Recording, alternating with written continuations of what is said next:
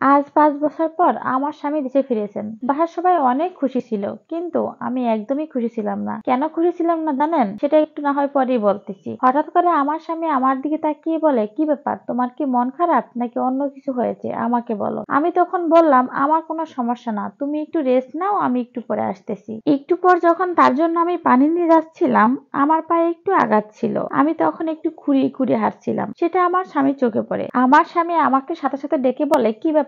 কি হয়েছে তোমার পায়ে?" তখন আমি বললাম, "তেমন কিছুই না, একটু ব্যথা পেয়েছি।" তখন আমার স্বামী বলল, "আচ্ছা, আমি অনেক ক্লান্ত, আমি ঘুমিয়ে নেই। ঘুমানোর পর আমরা দুজনে বিকেলে ঘুরতে যাব।" এই বলে আমার স্বামী ঘুমিয়ে যায়। ঠিক ৩ থেকে ৪ ঘন্টা পর উঠে আমার স্বামী আমাকে বলে, "তুমি একটা সুন্দর নীল শাড়ি পরে রেডি হও, আমরা ঘুরতে যাব, সাথে একটা সুন্দর গহনাও পরো।" আমি তখন একটু হেসেই উত্তর দিলাম, "আমি এসব কোথায় পাবো? আমার তো হাতে গোনা ২-৩টা শাড়ি আর ২-৩টা জামা কাপড় আছে, যে জামা কাপড়গুলো আমি সবসময় বাসায় পরি।" আমার স্বামী তখন চেঁচিয়ে বলে, "মজা করো না তো, আমার সাথে আমি যেটা বলছি সেটা করো।" আমিও তাকে জবাব দিলাম, "তোমার সাথে মজা করতে যাবে কেন? যা সত্যি তাই বলছি, আমার এর থেকে বেশি আর কিছুই নেই।" তখন আমার স্বামী বলে ওঠে, "আমি তো প্রতি ৫-৬ মাস পর পর তোমার জন্য পছন্দের শাড়ি গহনা কেনার জন্য মায়ের কাছে টাকা পাঠাই। প্রতি মাসে তোমাকে এক্সট্রা করে ২,০০০ টাকা দেই। এছাড়াও গত ২ মাস আগে তোমার জন্য ১,০০,০০০ টাকা পাঠিয়েছি মায়ের কাছে তোমার গহনা বানানোর জন্য। এসব কোথায় গেল?" আমি তখন একটু বিরক্ত হয়ে বললাম, "আমার এসব কিছুই নেই, আমি যেতে পারবো না।" তখন আমার স্বামী বলে, "ফোন দিলে তো ঠিকই বলতা আমি সবকিছু ঠিক আছে, আমি ভালো আছি, এখন এসব কোথায় গেল?" এত সময় স্বামীর সাথে একটু গরম গলায় কথা বললেও শেষমেশ আমি কান্নাটা ধরে রাখতে পারিনি। তখন আমি আমার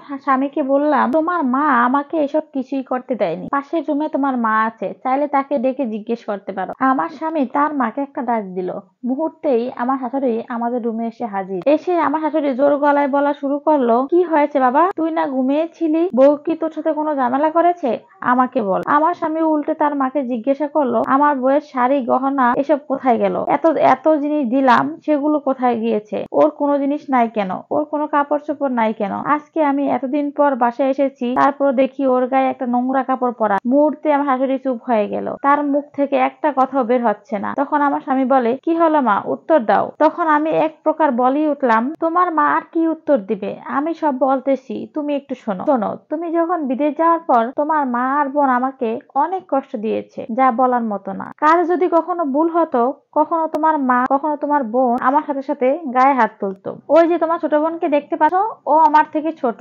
ওর কি করে সাহস হয় আমার গায়ে হাত তোলার? আর বাকি রইলো গহনা আর জামা কাপড়ের কথা। গত মাসে আমার জন্য যে টাকা পাঠিয়েছো, ওই টাকাটা দিয়ে তোমার বোন নতুন একটা আইফোন কিনেছে। পারলে তাকে জিজ্ঞেস করো, সে তো সামনেই আছে। আর এই প্রতিটা ঈদ যখন আসতো, ঈদের সময় বাসা বাড়িতে যেসব মহিলারা কাপড় নিয়ে আসতো 200 টাকা 400 টাকা দাম, ওইগুলো থেকে আমাকে কিনে দিত। এত এত টাকা পেয়ে তারা বলতো, "ইস, আমার ভাই ইনকাম করে।" আবার তোমার মা বলতো, "আমার ছেলে ইনকাম করতেছে, তোকে ঘরে বসে বসে খাওয়াবো আর এত কিছু কিনে দেবো। চাইলে তারা সামনে আছে, জেনে নাও। তুমি জানতে চেয়েছিলে না আমার পায়ে কি হয়েছে, আমি পায়ে পায়ে ব্যথা নিয়ে কেন হাঁটতেছি? তাহলে শোনো, গত পরশুদিন রান্না করার সময় রান্না একটু ভুল হয়েছিল, একটু খেতেও খারাপ লাগছিল, বিদায় তোমার মা পুরো কড়াইটা আমার পায়ের উপর ফেলে দেয়। আর তুমি জানতে চেয়েছিলে না যে আমি তোমার সাথে কথা বলি না কেন?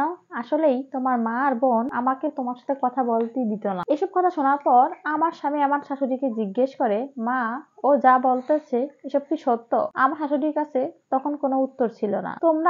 আমার স্বামী বলতেছে, "তোমরা আমার অনুপস্থিতিতে এমন ব্যবহার করেছো এবং তাকে কাজের মেয়ের মতো রেখেছো।" তখন আমার শাশুড়ি বলে, "বাবা, আমার অনেক ভুল হয়েছে, আমাকে ক্ষমা করে দে।" আমার ননদ বলে, "ভাইয়া, আমাকে ক্ষমা করে দাও।" এমন অবস্থায় আমার স্বামী অনেক রেগে যায়। আমার স্বামীকে বললাম, "তুমি শান্ত হও, যা হয়েছে হয়েছে।" আমার স্বামীকে আমি বললাম, "তোমার কাছে আমি একটা জিনিস চাই, তুমি আর কখনো বিদেশ যাবে না।" আমার স্বামী আমাকে বলে দেয়, কখনো আর বিদেশ যাবে না। আমার স্বামী আমাকে বলল, "অনেক হয়েছে, মার্কেটে চলো, কি কি লাগে বলো, সব কিনে দেবো, আর অনেক ঘুরবো।" আসলেই যাদের স্বামী বিদেশে থাকে, যারা প্রবাসীর বউ, তাদের তো কষ্টের কোনো শেষ থাকে না। তারপরও যদি হয় এমন শ্বশুর শাশুড়ি, তাহলে তো কোনো কথাই নেই। যাই হোক, এটা এক আপুর লাইফ থেকে নেওয়া।